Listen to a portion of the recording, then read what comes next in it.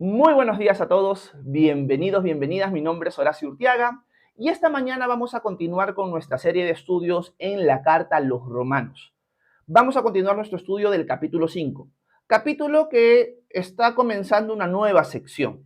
Como ustedes recordarán, del capítulo 1 al 4, Pablo se ha encargado de explicarnos y exponernos a qué se refiere él con la justicia de Dios, que es por medio de la fe. Pablo nos ha explicado qué es la justicia de Dios, por qué la necesitamos y cómo podemos obtenerla. Y esto lo hemos estudiado a grandes rasgos en los capítulos 1 al 4. A partir del capítulo 5, Pablo cambia un poco su enfoque, ya habiendo dejado claro cómo obtener la justicia de Dios, para tratar de empezar a profundizar más lo que nosotros ya obtenemos al ser justificados. O sea, Pablo va a enfocarse más en el área relacional, en el área participativa con Dios. Así que Pablo va a tratar de mostrarnos las riquezas que nosotros obtenemos al ser declarados justos delante de Dios por medio de la fe en Jesucristo. Y eso lo hemos empezado a ver en los dos primeros versículos del capítulo 5, donde hemos visto lo importante de ahora tener paz con Dios, lo importante de estar firmes en la gracia de Dios, que es un lugar de bendición que todo cristiano va a tener para siempre, y también en la gloria y en la esperanza que nosotros tenemos al esperar al Señor en su gloria por nosotros. O sea, como diría Pablo, que ahora tenemos una esperanza en la gloria de Dios. Y profundizamos en los dos primeros versículos del capítulo 5. Hoy día vamos a tratar de abarcar 3 versículos más. Vamos a ir hasta el versículo 5 esta mañana. Y el enfoque de Pablo en esta mañana va a ser algo que para muchos de ustedes les va a recordar las palabras de Santiago en el capítulo 1. ¿A qué me refiero? Me refiero a las tribulaciones, me refiero a las persecuciones. Pablo va a trocar ese tema, pero vamos al texto para ver cómo Pablo lo expresa, pero vamos a empezar nuevamente desde el versículo 1 para entrar en contexto. Así que entremos al capítulo 5 de Romanos y leamos los versículos 1 en adelante. Dice lo siguiente el apóstol Pablo. Así pues, justificados por la fe, tenemos paz con Dios por medio de nuestro Señor Jesucristo, por quien tenemos también, por la fe, acceso a esta gracia en la cual estamos firmes y nos regocijamos en la esperanza de la gloria de Dios. Y no solo esto, acá viene lo importante, sino que también nos regocijamos en los sufrimientos, porque sabemos que los sufrimientos producen resistencia. La resistencia produce un carácter aprobado y el carácter aprobado produce esperanza. Y esta esperanza no nos defrauda, porque Dios ha derramado su amor en nuestro corazón por el Espíritu Santo que nos ha dado. Bueno, aquí el apóstol Pablo entra a una sección que nosotros hemos entrado muchísimas veces en varios pasajes del Antiguo y del Nuevo Testamento. Es algo recurrente para el pueblo de Dios, mientras avance en orden en la lectura de su palabra, poder encontrarnos con pasajes así. Y lo interesante es lo siguiente, que alguien puede haber estado en las nubes en los dos primeros versículos, ¿no? Ahora pues justificados por la fe, tenemos paz para con Dios por medio de nuestro Señor Jesucristo. Ahora por fin tengo paz con Dios, ahora que he creído en Jesús. Y ahora tengo un acceso, unas puertas abiertas a un lugar de gracia, un lugar de bendición delante de Él. Y en esta gracia voy a estar firme. Dios siempre me va a querer bendecir. Por lo tanto, ahora puedo tener una esperanza en ver por fin la gloria de Dios, para yo ver su gloria y ser transformado a su misma imagen, de gloria en gloria. Podríamos estar ahí, en ese lugar. Pero ahora Pablo desciende y nos dice, pero también nos gloriamos, nos jactamos en las tribulaciones. Y alguien podría detenerse en ese momento y decir, pero un ratito, Pablo, si estoy en un lugar de bendición firme, y tú me lo has dicho en el versículo 2, ¿por qué voy a estar yo en tribulaciones? Si estoy en un lugar de bendición y Dios me quiere bendecir, ¿cómo es posible que eso vaya de la mano con gloriarme en las tribulaciones? Esto significa que Dios va a permitir que yo pase por tribulaciones, pero si Dios me quiere bendecir. Y la respuesta es sí y sí. Dios va a permitir que pases por tribulaciones y esas tribulaciones son parte de la bendición de Dios. Y Pablo lo explica claramente en los siguientes versículos. Porque esas tribulaciones no son para tu mal, son para tu bien.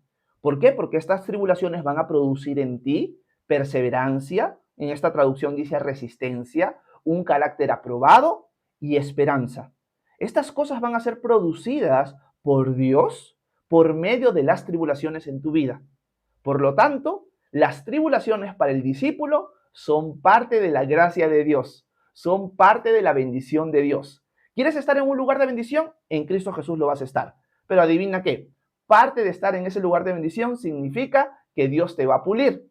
Y Dios te va a pulir por medio de las tribulaciones. Lo primero que tengo que decir aquí es que cuando nosotros estudiamos la palabra de Dios y vemos ejemplos en el Antiguo y en el Nuevo Testamento sobre esta verdad, primero tenemos que hacer una diferencia muy bonita con respecto al mundo. Y cuando me refiero al mundo, es el mundo que le ha dado la espalda a Dios. El mundo que le ha dado la espalda a Dios, en el tiempo de Pablo sería el mundo pagano, así se llamaría. Veríamos que el mundo pagano entiende las tribulaciones como calamidades donde no hay esperanza, donde lo único que queda es llorar, es resignarnos, es sufrir, es querer morirnos y también pensar de que los dioses, como los paganos lo piensan, los están maldiciendo.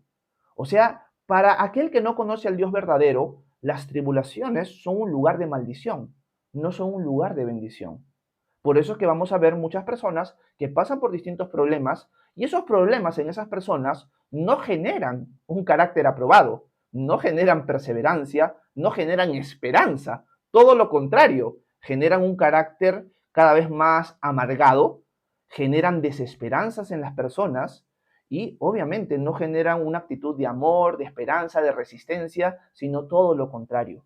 Porque el mundo fuera del conocimiento del Dios vivo y verdadero, y también hermanos en la fe que sí han creído en el Dios vivo y verdadero, pero que realmente no se les ha compartido esta verdad, porque se les comparte solamente las cosas fáciles de digerir, van a entrar en un lugar de desesperanza por más que están en Cristo, y el mundo va a entrar en un lugar de desesperanza porque no conoce a Cristo. Por lo tanto, acá hay un contraste muy fuerte. El mundo no experimenta las tribulaciones como el discípulo sí las experimenta, porque el discípulo entiende que este Dios amoroso que lo ha puesto en un lugar de bendición va a permitir, por amor, estas tribulaciones. Por lo tanto, verdad fundamental para nosotros esta mañana. Si tú decides seguir a Cristo, vas a pasar tribulaciones. Verdad fundamental para nosotros esta mañana. Si tú ya estás siguiendo a Cristo, vas a pasar tribulaciones. O quizás ya las estás pasando. Pero entiende lo siguiente, eso es algo que hablamos un montón de veces en los live, porque un montón de veces la palabra de Dios nos lo repite. Vamos a pasar tribulaciones porque Dios nos ama y no nos quiere dejar tal y cual estamos el día de hoy. Quiere que nosotros nos parezcamos más a Él. Y yo me quiero parecer más a Él. Y ese debería ser el deseo de nosotros. Por lo tanto, si Dios va a querer formar en nosotros un carácter de perseverancia, si va a querer formar en nosotros un carácter aprobado, semejante a Él, y esperanza en nosotros, adivinen qué va a permitir. Va a permitir tribulaciones. Así que veamos siempre las tribulaciones a la luz de los ojos del amor y la bendición de Dios. Esa es la primera lección importante que tenemos que recordar esta mañana. Una de las cosas que también me pongo a pensar es que esto que Pablo está diciendo no es algo nuevo para nosotros. Nosotros cuando hemos estado estudiando Santiago, lo hemos visto desde el segundo versículo del capítulo 1. Santiago habla exactamente lo mismo que Pablo en esta sección. Quiero ponérselos en pantalla para que ustedes lo recuerden conmigo en Santiago 1, versículo 2 al 4. Miren lo que Santiago dice. Hermanos míos, considérense muy dichosos cuando estén pasando por diversas pruebas. Bien saben que cuando su fe es puesta a prueba, produce paciencia.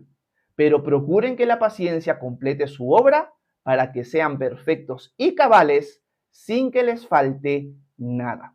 Recordemos en nuestros estudios de los lunes que Santiago anima a los cristianos a tener una fe viva, no una fe muerta. Tener una fe viva es sentirse dichosos en medio de las pruebas. Porque sabemos que las pruebas producen en nosotros perseverancia, paciencia y forman en nosotros un carácter completo. Así que, al igual que Santiago, Pablo está recordando lo mismo. Sí, nosotros estamos en un lugar de bendición, estamos esperando la gloria de Dios, pero mientras caminamos por este mundo, tenemos que recordar que también nos tenemos que jactar en las tribulaciones. Horacio, ¿cómo es posible que me jacte en las tribulaciones? Porque las tribulaciones producen todo lo que Pablo dice. Santiago va a decir, siéntanse muy dichosos. ¿Cómo me voy a sentir dichoso, Horacio, por las tribulaciones? Porque la tribulación produce perseverancia, carácter aprobado y nos hace semejantes a Cristo. No sé si ustedes han escuchado muchas veces que uno no debería orar por paciencia, por perseverancia, porque si tú empiezas a orar por eso, por fe, ¿saben qué? Dios va a mandar tribulaciones, va a mandar pruebas para forjarte a esa imagen. Pero de verdad es una contradicción, porque por un lado Santiago dice, siéntanse dichosos, y por otro lado Pablo dice, siéntanse orgullosos por las tribulaciones y las pruebas. Así que no deberíamos caer en el error de decir, yo no le voy a pedir al Señor paciencia ni perseverancia porque me va a mandar pruebas. Bueno, Señor, si tú vas a formar en mí perseverancia, paciencia, me vas a hacer más parecido a ti por medio de las tribulaciones, que así sea, Señor. Esa debería ser nuestra oración. Por lo tanto, para la persona que quizás está cuestionándose empezar a seguir a Cristo, quiero dejarte las cosas claras esta mañana. Seguir a Cristo es el mejor lugar para ti. Es el lugar donde vas a encontrar el amor de Dios derramado en tu corazón. Vas a ver a Dios constantemente obrar en tu vida. Vas a ser adoptado como hijo o hija de Dios. Vas a tener esperanza por fin. Pero seguir a Cristo no es para cobardes. Seguir a Cristo implica que ahora vas a tener un padre que no te va a tratar como tus padres terrenales, imperfectos, sino te va a tratar como el padre más perfecto del mundo. Y el padre más perfecto del mundo no va a querer que su hijo sea alguien débil, alguien vago, alguien sin carácter. El mejor padre del mundo va a querer que tú seas el mejor discípulo del mundo, el mejor hijo del mundo. Eso es lo que Dios quiere para nosotros. Quiere transformarnos a la imagen de su Hijo perfecto Jesucristo. Por lo tanto, va a permitir en ti pruebas. ¿Estás dispuesto a tener a ese Padre? Yo sí. Por lo tanto, si vienen las tribulaciones, si vienen las pruebas, me voy a sentir dichoso. Porque las pruebas y las tribulaciones y los que forman en mí, va a hacer de mí alguien más parecido a mi Señor. Por lo tanto, amén por eso. Y en eso estoy viendo el amor de Dios en mi vida. Qué loco es para el cristiano tener una perspectiva de las tribulaciones completamente distintas a las del mundo. Eso es lo que nosotros ahora tenemos en Cristo Jesús. Por lo tanto, jactémonos de las tribulaciones, sintámonos dichosos por ellas, porque ellas producen en nosotros un carácter semejante al de Cristo y son su manifestación de amor. Por lo tanto, seguir a Cristo no es para cobardes y es más bien, seguir a Cristo es algo que va a hacer que tú experimentes en tu vida el amor de Dios de distintas maneras. Y una de ellas es pasar por tribulaciones acompañado de tu Dios. Eso es lo que Pablo nos está mostrando aquí. Y quiero, además de Santiago, mostrarles otros textos, porque alguien podría decir, Horacio, pero no me queda muy claro esto. Realmente la Biblia nos enseña que como discípulos vamos a pasar tribulación. Quizás yo me encuentro en un lugar donde en la iglesia me predican, no, en estar en Cristo es un lugar completamente de bendición, donde todo va a ser color de rosas, donde Dios te va a bendecir económicamente, nunca te va a caer ninguna enfermedad, decláralo, proclámalo, recíbelo. Yo estoy en un lugar así, Horacio, lo que tú me dices es algo nuevo. Bueno, es algo nuevo quizás para ti, pero no algo nuevo para aquel que está leyendo la palabra de Dios en orden constantemente. Y quiero llevarte por un camino donde tú vas a ver que constantemente Jesús, y hay ejemplos bíblicos en el Antiguo Testamento que nos hablan acerca de esto. Y quiero, para continuar nuestro recorrido por el lugar de las tribulaciones, ir al Sermón del Monte. Cuando estudiamos el Sermón del Monte hace muchísimo tiempo atrás, en las bienaventuranzas, vimos lo siguiente. Jesús, hablándole a sus discípulos, les dice, bienaventurados, dichosos, los que padecen persecución por causa de la justicia, porque de ellos es el reino de los cielos. Bienaventurados serán ustedes cuando por mi causa los insulten y persigan y mientan y digan contra ustedes toda clase de mal. Gócense y alégrense, porque en los cielos ya tienen ustedes un gran galardón, pues así persiguieron a los profetas que vivieron antes que a ustedes. Miren lo que Jesús dice en Juan 16:33. Estas cosas les he hablado para que en mí tengan, para que en mí tengan paz. En el mundo tendrán aflicción, pero confíen, yo he vencido al mundo. Por lo tanto, la Escritura es muy clara para nosotros en mostrarnos de que las tribulaciones son parte de la vida del discípulo. Así que sintámonos dichosos, regocijémonos, gócense y alégrense, como diría Jesús, porque tenemos un gran galardón por los sufrimientos que estamos pasando, porque el Señor los está usando para producir en nosotros un carácter aprobado. Si quisiéramos ver ejemplos en el Antiguo Testamento o en el Nuevo, el mismo apóstol Pablo, en la carta a la segunda de Corintios, va a dejar claro que él ha pasado azotes, naufragios, tribulaciones, ha sido apedreado varias veces. La vida del apóstol Pablo en sí mismo era una vida de tribulaciones por su llamado. Y el apóstol Pablo no está viendo esto como una maldición de Dios. Al punto que hay momentos, por ejemplo, cuando Pablo llega a Filipos con Silas, que en medio de la cárcel empiezan a cantar himnos. ¿Qué clase de persona hace esto? Una persona que entiende lo que estamos estudiando esta mañana. Una persona que entiende esto que estoy pasando, aunque no lo entienda, aunque me parezca dificilísimo, es una manifestación de la gracia de Dios en mi vida. Porque yo soy discípulo de Cristo, yo le he decidido seguir. Y ahora me está pasando todo esto. No es tiempo para llorar, no es tiempo para sentirme desdichado sin esperanza. Es tiempo para cantar. Porque esto que estoy pasando me está mostrando que Dios me ama. Qué difícil es entenderlo, la verdad. Yo no puedo decir delante de ustedes que cuando yo experimento una prueba, una tribulación, realmente me siento así siempre. Diría que es una menor cantidad de veces la que me siento así, gozoso, y una mayor cantidad de veces la que me siento como desesperanzado. Y es donde el Señor me recuerda, Horacio, por favor recuerda que esto no es porque yo te odio, ni porque yo no estoy en control de las cosas, es todo lo contrario, lo estoy permitiendo para formarte a ti. Depende de mí, alábame a mí, yo estoy en control. Si lo estoy permitiendo es para tu bien.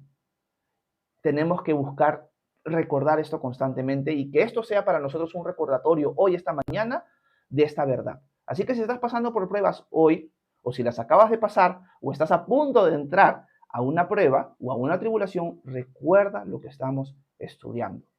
Si fuéramos al Antiguo Testamento, viéramos a personajes como José, que la pasó muy mal y Dios usó todo para bien. Vemos en el caso del rey David, que fue perseguido constantemente por el rey Saúl. O sea, alguien que Dios lo ungió como rey y ahora te empiezan a perseguir para matarte. O sea, ¿qué es esto? O sea, Dios me está bendiciendo, me va a ser el rey de Israel, me unge con aceite en lugar de mis hermanos que eran más bellos y más fuertes que yo.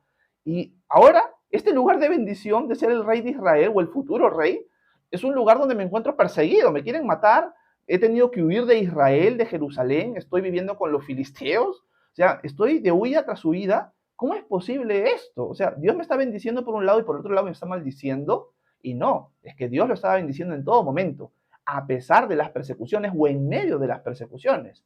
Al punto que en este momento de persecución, en este momento de fuga y de huir, David fue aprendiendo varias cosas. Sobre todo, empezó a aprender cómo debería reinar correctamente. Por lo tanto, Dios lo instruyó al ser pastor de ovejas en cómo pastorear a las ovejas de Israel. En medio de la persecución que él estaba experimentando bajo las manos del rey Saúl, también aprendió, esto no es una forma de reinar. Y David fue creciendo a semejanza a Cristo y para ser un mejor rey en medio de la tribulación. Moisés, 40 años en el desierto pastoreando ovejas, que para los egipcios era una desgracia esto. Moisés habrá entendido, pero ¿cómo es posible? Yo sabía, por algún motivo que realmente nosotros no sabemos, que él iba a ser el libertador de Israel. ¿Qué hago yo acá 40 años? Dios lo estaba formando. Los tiempos de tribulación son tiempos en los cuales Dios nos está formando y son una manifestación de su amor. Lo he repetido cientos de veces, pero lo sigo repitiendo porque de eso trata estos versículos. Así que ahora sí, regresemos a Romanos para revisar solamente ya para terminar el versículo 5. Y con esto vamos a acabar. ¿Okay? Denme un segundo para poner el texto en pantalla. Y vamos a leer nuevamente desde el versículo 1 hasta el versículo 5 y nos detenemos ahí. Volvamos a leer todo el texto que hemos estado estudiando ya desde el viernes. Dice, así pues, justificados por la fe, tenemos paz con Dios por medio de nuestro Señor Jesucristo, por quien tenemos también por la fe acceso a esta gracia en la cual estamos firmes y nos regocijamos en la esperanza de la gloria de Dios. Y no solo esto, sino que también nos regocijamos en los sufrimientos, porque sabemos que los sufrimientos producen resistencia. La resistencia produce un carácter aprobado y el carácter aprobado produce esperanza. Y esta esperanza no nos defrauda, porque Dios ha derramado su amor en nuestro corazón por el Espíritu Santo que nos ha dado. Terminamos con el versículo 5 porque Pablo termina diciendo, y esta esperanza que tenemos en ver la gloria de Dios, esta esperanza que ha sido formada en nosotros en medio de las pruebas y las tribulaciones, no nos defrauda, porque Dios ha derramado su amor con nosotros por medio del Espíritu Santo que Él nos ha dado. Si nosotros leemos los versículos 1 al 5, vemos que Dios es manifestado aquí por Pablo en el Padre, en el Hijo y también en el Espíritu Santo. Se ve las tres personas de la Trinidad en estos primeros 5 versículos. Pero lo que Pablo termina diciendo es, miren, esta esperanza que está siendo formada en nosotros de esperar la gloria de Dios, de ver su venida, no nos defrauda. ¿Por qué? Porque Dios ha derramado su amor por medio del Espíritu Santo. Acá Pablo ya no está hablando de lógica, no está dando argumentos, sino está hablando de algo experimental, algo experiencial. No sé si es la palabra correcta, discúlpenme si lo estoy usando mal, pero es la experiencia que nosotros recibimos por el Espíritu Santo de Dios. O sea, Pablo lo va a explicar mejor en el capítulo 8 de Romanos. Recordemos que capítulo 5 hasta el 8 es la segunda sección importante de esta carta. La parte experiencial, la parte participativa, relacional, que nosotros tenemos ahora siendo justificados por Dios. Entonces, lo que Pablo está diciendo, ustedes por haber creído en Cristo, ahora han sido sellados, el Espíritu Santo les ha sido dado, y este Espíritu Santo que ahora vive y mora en ustedes, constantemente derrama el amor de Dios sobre ustedes. ¿A qué se refiere Pablo aquí? Pablo lo va a explicar en los siguientes versículos y en los siguientes capítulos. Lo que Pablo está adelantando aquí ya para nosotros es lo siguiente. En medio de las pruebas, en medio de las tribulaciones, una de las cosas que experimenta también el cristiano, y es algo espiritual, es algo por medio del Espíritu Santo, es que constantemente recuerda el amor de Dios hacia él. Recuerdas constantemente en medio de las pruebas que Dios te ama. Pero eso no es algo lógico, eso es algo más que todo experimental en tu vida. El Espíritu Santo lo hace, te recuerda cuánto Dios te ama, te recuerda que las cosas que estás pasando, las estás pasando por su amor y que van a producir en ti paciencia, perseverancia. Te recuerda que Él te ama tanto que ha muerto por ti, que se ha sacrificado por ti para morir por tus pecados y para ahora adoptarte como hijo y como hija. Y te demuestra y te recuerda y te demuestra de una manera sobrenatural que todo lo que estás pasando es parte de su amor. Y esto es algo que el discípulo también experimenta. Sí, hemos visto los argumentos de Pablo, de la justificación, pero ahora Pablo también está hablando de algo más relacional, algo que sobrepasa el entendimiento, sino que algo que nosotros podemos decir, sí, yo he creído en Cristo y constantemente recuerdo, y es algo que viene a mi mente de la nada a veces, el amor de Dios.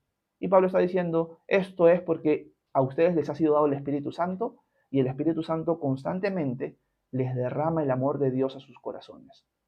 Así que eso es algo hermoso. En medio de las pruebas, en medio de las tribulaciones, no solamente tenemos la palabra de Dios que nos recuerda, Dios te ama, sino también el Espíritu Santo dentro de nosotros que nos recuerda, Dios nos ama. Así que terminemos diciendo lo siguiente, Dios te ama y Dios me ama. Por lo tanto, ¿cómo no seguir y cómo no perseverar en este Dios que nos ama tanto y que nos ha dado tanto en Cristo Jesús? No porque lo merezcamos, sino simplemente porque nos ama. Así que alabemos su nombre esta mañana. Dicho esto, espero que este tiempo devocional haya sido de edificación para ustedes. Ya saben que si tienen alguna pregunta, alguna duda, algún comentario, por favor, háganmelo saber, que con gusto voy a intentar responder sus preguntas a continuación. Muchas gracias por su atención.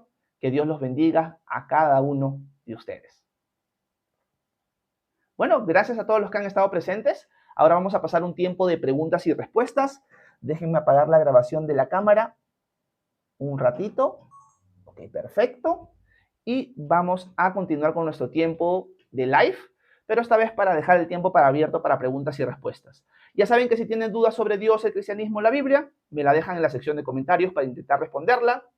Si pueden apoyarme dándole tap a la pantalla varias veces, se los agradecería un montón, porque así permiten que el algoritmo de TikTok alcance a más personas. Dicho esto, vamos a subir y vamos a leer sus comentarios. Déjenme ver dónde me quedé. Me quedé en los saludos a Adrián. Sí, me quedé con Adrián, si no me equivoco. José Pacheco está por aquí todavía con nosotros. Vivi, ¿cómo estás? Buenos días. Un abrazote hasta Lima. Bienvenida. Déjenme ver. Max dice, Dios te bendiga, siervo de Cristo Jesús. Un abrazo, Max. Gracias por estar con nosotros hoy. Nancy, un abrazo hasta México, hermana, para ti, para Daniela y para Daisy. Bendecido día. Larson Campos dice, siervo, una pregunta. Dios en una parte bíblica dice que nos conoce desde antes de fundar el mundo. Qué gran misterio, ¿no? Por supuesto que sí, es un gran misterio porque nosotros no somos Dios y nosotros sí estamos limitados al tiempo. En cambio, Dios no.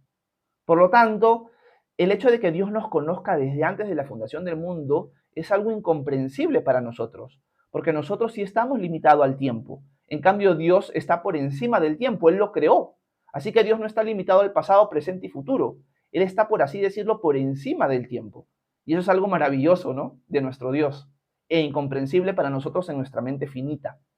Quiero saludar a Harold, un abrazo Harold hasta Lima, bienvenido. Quiero darle las gracias a todas las personas que me han apoyado con alguna rosita por ahí, como Ana Luisa, como Verónica y las demás. Muchas gracias por su apoyo. Déjenme ver. Fiorella Evelyn dice, exacto, Dios te pone muchas pruebas y te tienta el diablo al verte que te encaminas. Gracias, Fiorella. Sí, tu comentario es acertado. Yo agregaría ahí que estas cosas son muestra de su amor. Nunca dejemos eso de lado. Gracias, Fiorella. Gracias, Harold. María dice amén. Miguel también. Jorge 343 dice lo siguiente. ¿Por qué alguien que habla de las fábulas más antiguas del mundo se tiene que utilizar tan mala luz? Dice Jorge. Lo más probable es que sea un comentario despectivo, lo entiendo más o menos. Seguro es alguien que no cree en la escritura y por lo tanto lo considera una fábula. Bueno, nosotros que venimos estudiando tanto tiempo el tema de la palabra de Dios, sabemos que la profecía bíblica es una de las cosas que le cae a la boca a Jorge de una manera radical, ¿no? Una de las cosas por la cual yo puedo confiar en que la escritura, la Biblia, es la palabra de Dios, no solamente es por la unidad que tiene, no solamente es por la preservación que tiene, sino también por la profecía bíblica. Y eso es algo que, bueno, alguien que piensa que es una fábula se tendría que quedar callado si las estudia. Lamentablemente, seguro Jorge no se ha tomado el tiempo. Gracias, Jorge, por tu comentario. José dice, ¿y si fallamos en la prueba? Horacio, ok, Dios permite pruebas en nuestra vida. Y si fallamos en la prueba, una de las cosas que tienes que recordar, Jorge, es que el que se cae 7 veces también se levanta. Por lo tanto, si te caes en la prueba, si fallas en la prueba, aún a eso es parte de tu crecimiento. Aún en eso vas a aprender de tu error. Y yo creo que ahí la clave está en que si entiendes que la prueba Dios la ha permitido para tu bien y tú fallaste, tienes que buscar sacar algo bueno de ella, aún de la falla, para no volver a caer nuevamente en el futuro y para aprender las lecciones del pasado en esa prueba. Eso es parte de nuestra vida. No somos perfectos, José. A veces Dios va a permitir las pruebas para que nosotros seamos formados y parte de esa formación es caer, porque ahí nos damos cuenta recién que somos débiles. Muchas veces las pruebas vienen también como un lugar de aniquilación del orgullo. Porque a veces, Horacio, voy a ponerme yo como ejemplo, me puedo sentir muy fuerte en una área y me empiezo a jactar en mi fortaleza como si yo hubiera sido el autor de ella. Y de repente Dios permite una prueba y me muestra, Horacio, ¿viste? No eras tan fuerte en esta área como pensabas. Deja de jactarte, depende de mí, pídeme ayuda constantemente. Es algo que he aprendido muchas veces a través de distintas pruebas y a través de caerme varias veces también, José. Así que lo único que tienes que hacer es recordar, José, en medio de la caída, Dios me sigue amando igual, me voy a levantar, gracias Señor por seguirme amando, ayúdame a no volver a caer. Ayúdame tú, Señor, porque en mis propias fuerzas yo no lo puedo hacer. Dame la sabiduría, dame la fortaleza para no volver a fallarte así. Eso es importante. Gracias, José. Tuli dice, así es, amén. Adi dice, buenos días, hermano Horacio. ¿Cómo estás, Adi? Bienvenida hasta México, un abrazo. Marita Flor, buenos días, bienvenida a este canal. Estamos para servirte. Eufrasi dice, gloria a Dios. Bienvenida también, si no me equivoco. Gracias. Marimar, ¿cómo estás, Marimar? Un abrazote, bienvenida también. Vamos a seguir leyendo. Roxanis, ¿cómo estás? Un abrazo, bienvenida. Dice, buenos días, pastor. Es verdad, debemos ser muy humildes para aceptar las formas de Dios con resiliencia. Un abrazo, Roxanis. Bienvenida, gracias. Adrián dice, hoy el devocional me está dando duro, dice Adrián. Un abrazo, Adrián. Qué bonito es que el Señor nos dé duro a veces, simplemente leyendo los textos, ¿no? Porque al final, lo que yo hago, si muchos de ustedes se dan cuenta, es más que todo poner el texto en su contexto y dejar que el texto hable. Más de eso, el Señor me usa, no por mi habilidad, en verdad. Lumari, ¿cómo estás? Un abrazo, si no me equivoco, hasta Ecuador. Dios te bendiga mucho. Harold dice amén. Vilma, ¿cómo estás? Un abrazo hasta Trujillo. Buenos días. Hija de Dios, buenos días. También hija de Dios está por aquí seguido. Un abrazo. Dios te bendiga. Loren San dice manipulación religionistas. Dice, bueno, Loren, la verdad es que no, ahorita no tengo muchas ganas de poder argumentar por qué consideramos que lo que creemos es verdad, pero yo te animaría, Loren, a investigar y a tomarte el tiempo de indagar en quién es Jesús de Nazaret. Y si Él realmente es Dios, si Él realmente resucitó de entre los muertos, porque quizás ese concepto que tú tienes, Loren, es un concepto equivocado y quizás tu eternidad esté en juego. Por lo tanto, tómate el tiempo. Si tú consideras al final de esa investigación de que realmente lo que nosotros creemos es mentira, ok, eres tú responsable de eso. Pero tómate el tiempo. Alguien te lo está diciendo en este momento. Gracias. Luis Figueroa dice, ¿por qué Jehová es tan diferente a Jesús? No hay ninguna diferencia, Luis. Quizás tienes una perspectiva equivocada del Dios del Antiguo Testamento. Quizás porque no has estudiado el Antiguo Testamento. Si estudiarías el Antiguo Testamento en su totalidad, y es más, libros enteros nada más, Génesis, Éxodo, vas a ver que el Dios del Antiguo Testamento es exactamente el mismo del Nuevo. Vamos a ponerlo así, el Dios del Antiguo Testamento se hizo hombre y vino a este mundo. Ese es Jesús. Y no hay diferencia en su carácter. Ahí tendrías que explicarme cuáles son las diferencias que tú ves y quizás te podría ayudar para solucionar esas contradicciones que ves entre el Dios en el Antiguo Testamento y el Dios en el Nuevo. Déjenme ver. Marita Flores se forja nuestro carácter. Iván dice, pastor, se me hace difícil poner a David como ejemplo. Él pecó de muchas maneras. Gracias, Iván, por tu comentario. Yo diría que yo sí pondría a David como ejemplo porque nosotros somos David. O sea, la verdad es que ni yo, ni tú, ni nadie de los que está aquí, Iván, quizás no vamos a caer algunos de nosotros, como cayó David. Otros sí. Pero en David vemos la gracia de Dios. Sí, vemos cómo Dios lo pulió y amó a un hombre recontra imperfecto. Ese es el mismo, o es la misma lección con nosotros. Si yo veo que Dios ha amado así a David, puedo estar seguro que me va a amar a mí. Por lo tanto, yo creo que David es un gran ejemplo porque es un hombre que queda bien plasmado en la Escritura, que no fue una persona intachable, sino fue alguien que falló mucho. Y aún así Dios lo amó. Por lo tanto, nosotros que somos imperfectos y no somos intachables, podemos estar confiados de que Dios nos ama también. Gracias, Iván. Fercho dice, Dios Todopoderoso no conocía América antes de la conquista. Llegó en barco con los españoles. No, Fercho. Dios es el creador del cielo y de la tierra. Por lo tanto, Fercho parece que está, no sé cómo, por así decirlo, confundiendo la fe cristiana con el catolicismo romano, que son cosas completamente separadas, por así decirlo. Manuel Eduardo dice, Diosito ama a los niños con síndrome de Down, a los niños con cáncer. Diosito ama a los niños con leucemia mieloide. Claro que sí, Manuel. Déjenme ver. Quiero saludar a Reina Starequipa. ¿Cómo estás, Reina? Nancy dice, acá viene una pregunta bíblica. ¿Me podría explicar Deuteronomio 22:5? Vamos a ponerlo en pantalla, Nancy. Vamos a Deuteronomio 22, ¿ok? Deuteronomio 22. Y vamos a leer desde el versículo 1 para entrar en contexto. Vamos a poner el texto aquí. Y Nancy quiere el versículo 5, pero vamos desde el versículo 1. Dice el Señor, hablando en su ley, si ves que el buey o el cordero de un compatriota tuyo anda extraviado, no le niegues tu ayuda, devuélveselo. Pero si este compatriota tuyo no es tu vecino o no lo conoces, guarda el animal en tu casa y tenlo contigo hasta que tu compatriota lo busque. Entonces se los devolverás. Y lo mismo harás con su asno y con su ropa y con todo lo que tu compatriota pierda y tú lo encuentres. No debes negarle tu ayuda. Si ves caído en el camino un asno o un buey propiedad de tu compatriota, no te hagas un lado, ayúdalo a levantarlo. La mujer no debe ponerse ropa de hombre, ni el hombre debe ponerse ropa de mujer, pues todo el que hace esto resulta repugnante al Señor tu Dios. Gracias, Nancy, por tu pregunta.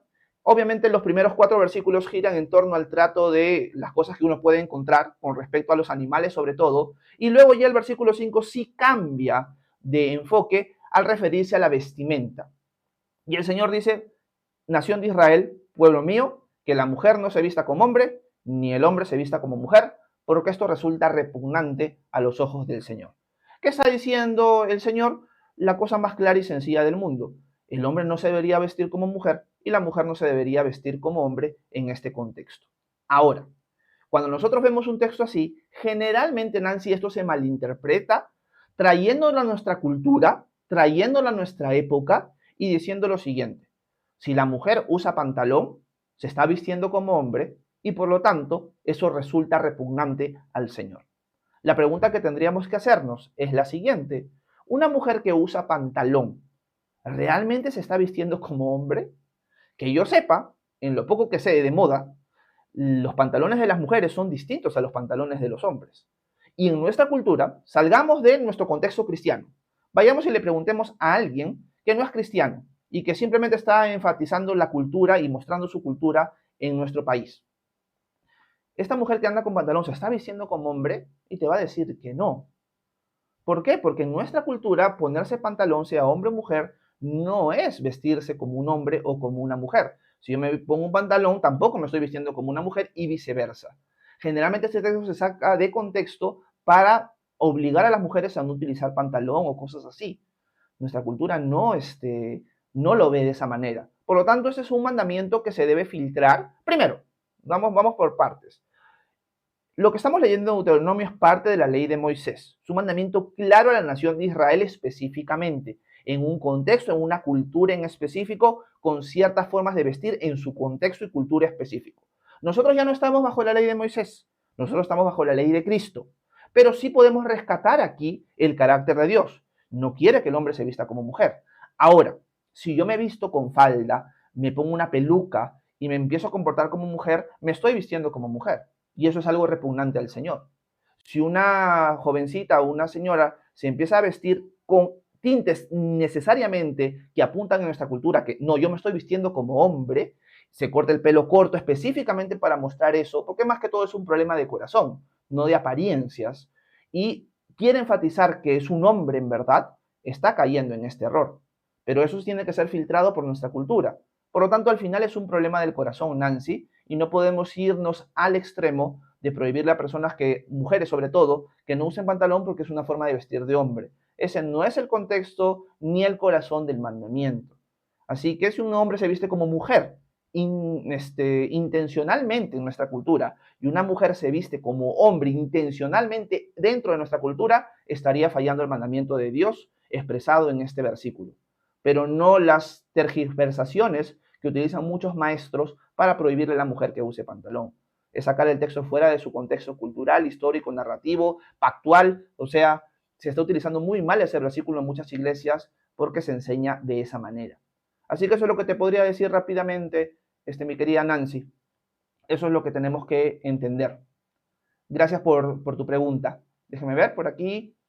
Nancy dice, ayer el predicador nos dijo que esa abominación casi que se pierde la salvación. Wow, Nancy.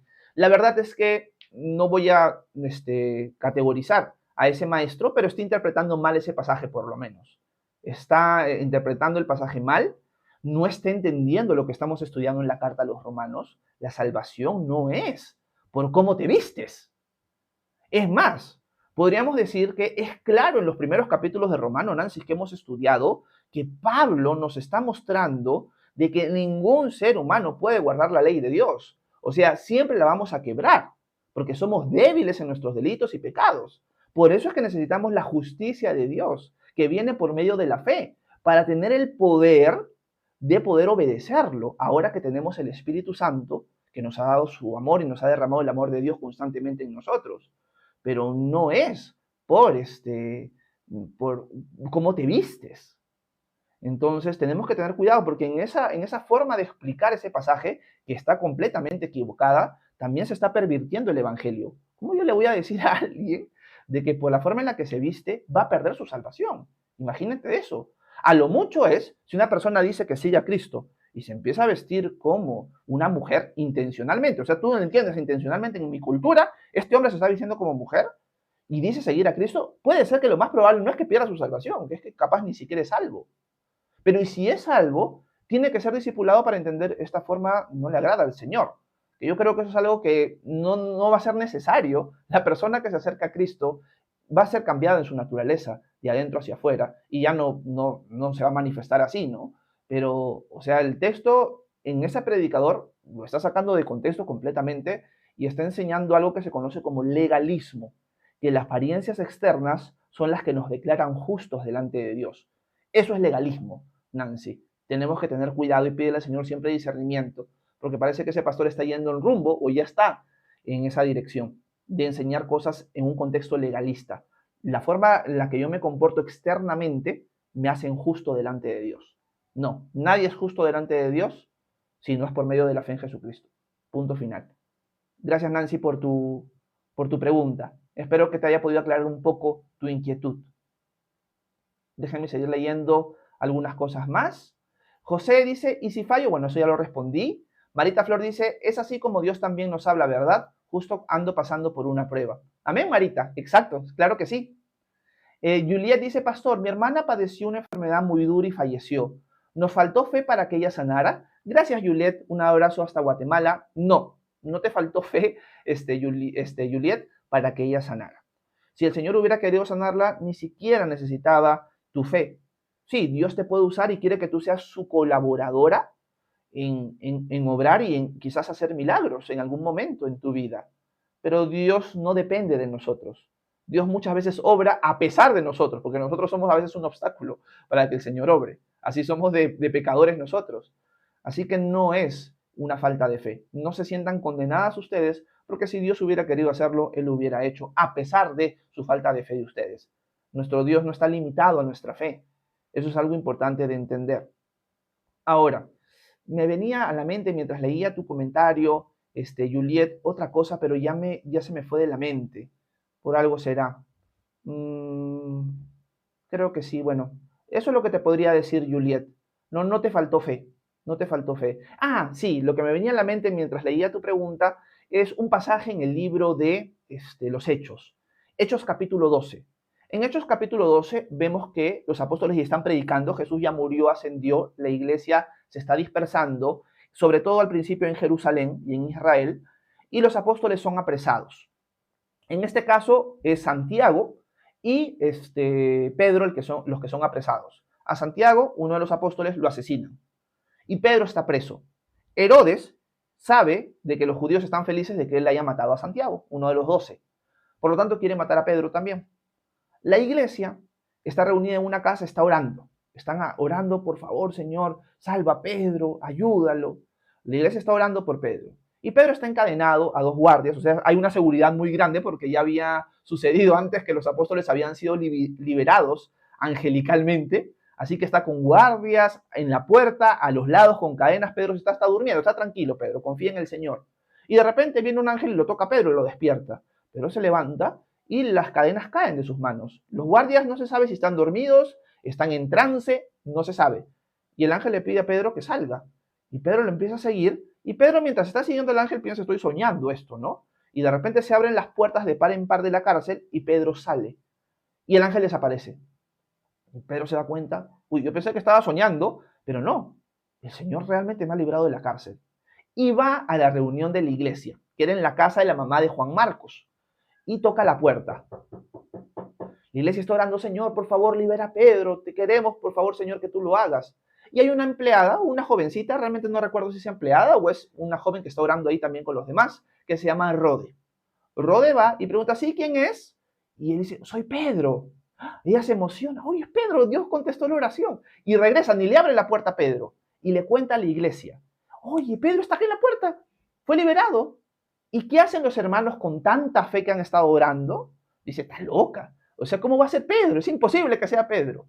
Ahí tú ves la fe de los hermanos en ese momento. ¿Tenían una fe tan poderosa que esa fe fue la que hizo que Pedro fuera liberado? No.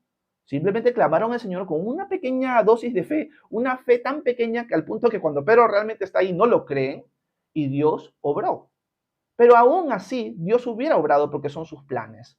Por lo tanto, Juliet, no se sientan condenadas de pensar de que su hermana falleció por falta de la fe de ustedes, porque Dios no está limitado a nuestra fe.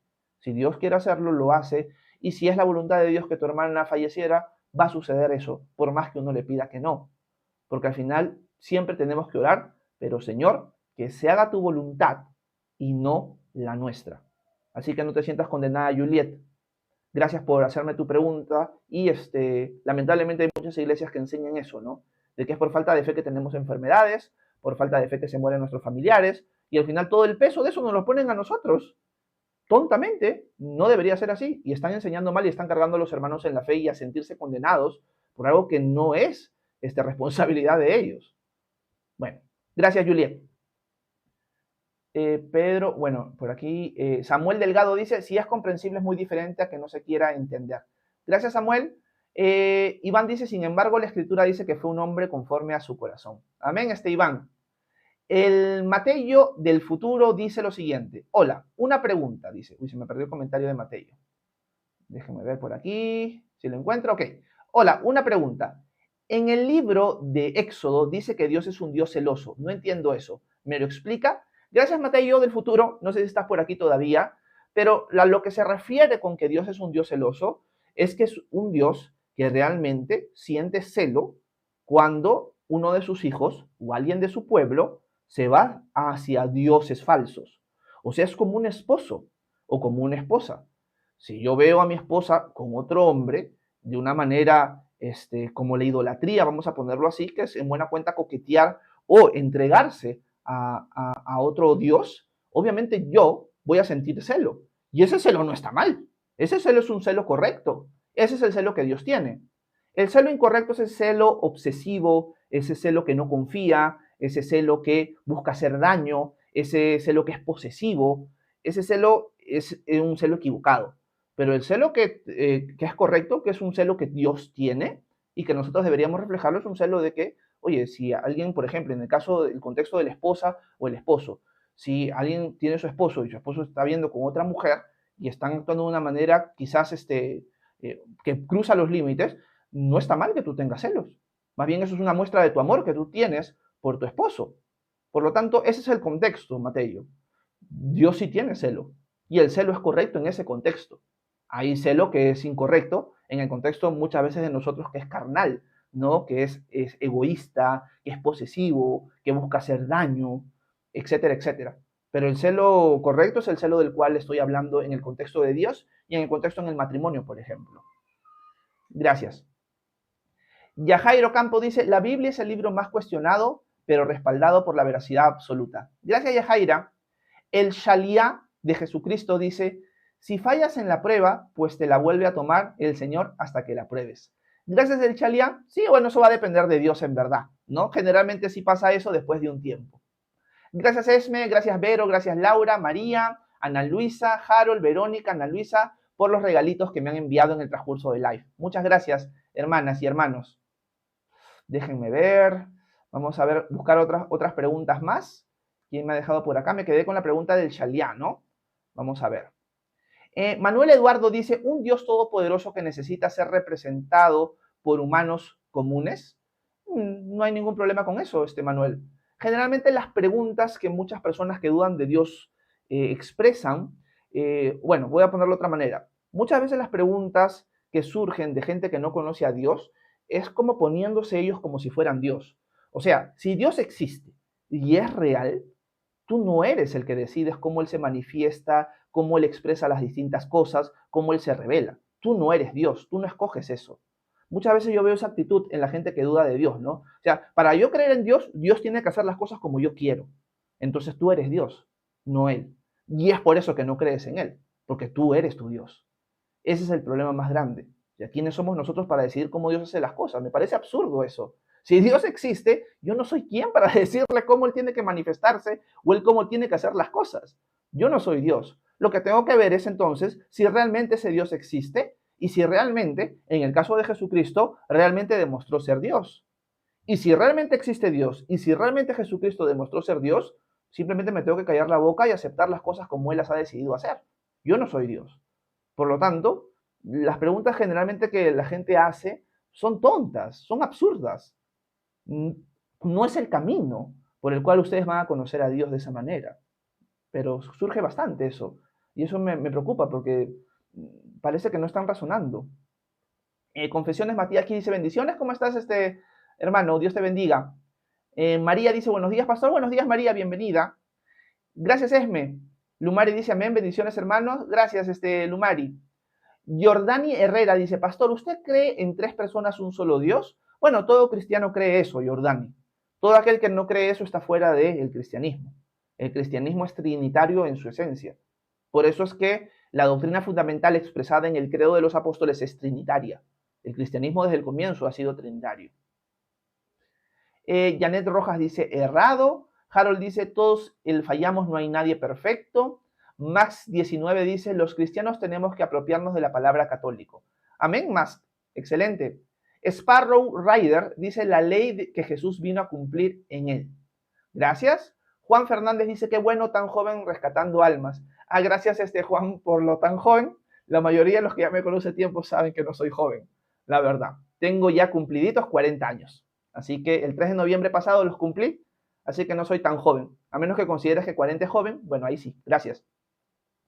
Mijail dice, Horacio, buen día. ¿Qué Biblia recomiendas leer? Gracias. Bueno, recomiendo la Biblia de las Américas, pero sobre todo la versión más moderna, la nueva Biblia de las Américas. Es la que más me gusta leer últimamente, así que yo la recomendaría.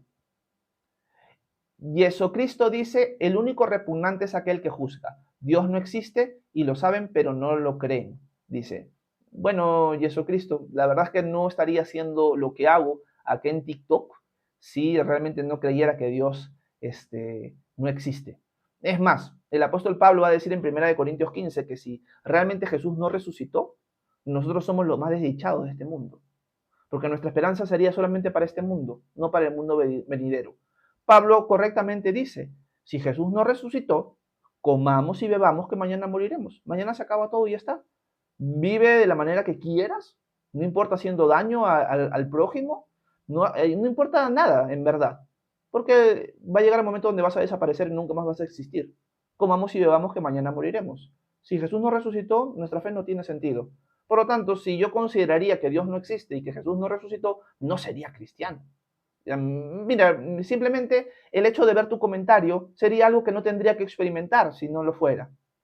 Me tengo que ganar burlas, tribulaciones, pruebas, etcétera, etcétera, por ser cristiano. Si realmente creyera que Dios no existe, no lo sería. Así que no tiene mucho sentido el comentario. Gracias, Jesucristo, por hacerlo. Déjenme ver. Vamos a ir acabando ya el live y haciendo las 10:05 de la mañana. Un par de preguntas más y termino. Déjenme ver. A ver, por aquí. Nancy dice, no me quiero saltar ningún comentario. Ok. Es que Mijail ha preguntado lo mismo varias veces. Déjenme ver. Más dice, ese texto no fue escrito para nosotros, el pueblo injertado. Creo que se refiere al de Deuteronomio. Déjenme ver. Nancy dice, ayer, bueno, eso ya lo leí. De nada, Nancy, para servirte. Más dice, Pablo les dice en Gálatas 4, 8 al 20 que han hecho un ídolo de la religión y esclavos de nuevo. Déjenme ver por aquí. Ok, Nancy dice, no es nuestro pastor, solo fue un invitado, es ese pastor de otra iglesia. Ok, Nancy, gracias por contarme eso. Déjenme ver. Leti, voy a terminar con la pregunta de Leti. Dice, pastor, ¿me explica 1 Corintios 11, 14 y 15? Claro que sí, Leti. Déjame ponerlo en pantalla. Vamos a cerrar las ventanas que tengo aquí para poder abrir ese texto y terminar así el devocional. ¿Ok? 1 Corintios 11. ¿Y qué versículo era, Leti? Ya me olvidé. Ay, se me fue el comentario de Leti. Déjenme ver. 14 y 15. Ok. 14 y 15. Listo, lo ponemos en pantalla. El versículo 14 dice, ¿acaso la naturaleza misma no les enseña que al hombre le es deshonroso dejarse crecer el cabello? Por el contrario, para la mujer es motivo de honra dejarse crecer el cabello, porque en lugar de velo le fue dado el cabello. Gracias, Leti, por tu pregunta. Ese texto está dentro de un contexto. El contexto tiene que ver con el velo de la mujer en la iglesia local. Por lo que vemos en Primera de Corintios, y sobre todo en este capítulo, vemos que era tradicional de las iglesias en el tiempo apostólico que las mujeres usaran velo. Y Pablo va a argumentar aquí que en la naturaleza misma muestra que ese debería ser el orden dentro de la iglesia local. También va a agregar el conocimiento angelical con respecto a eso. O sea que la mujer use velo por causa de los ángeles. Y también, para finalizar, el apóstol Pablo va a decir de que esto en verdad es una tradición que la iglesia tiene y que ellos realmente no están imponiendo esto en todas las iglesias, pero que es algo que es característico de las iglesias del apóstol Pablo. O sea, era algo característico de esa iglesia, tradicionalmente no por mandamiento, y Pablo argumenta el por qué lo hacen. Ahora, este pasaje, Leti, es un pasaje controversial. Hay muchas distintas interpretaciones con respecto a este pasaje. Yo realmente no tengo una clara en este momento, no he estudiado el texto a profundidad, por lo tanto yo no te podría dar una explicación satisfactoria de todo lo que este texto enseña, porque va más allá del versículo 14 y 15. Pero lo que sí dice en general, y eso sí te lo puedo decir, es que la mujer usaba velo en la iglesia, en las iglesias del apóstol Pablo.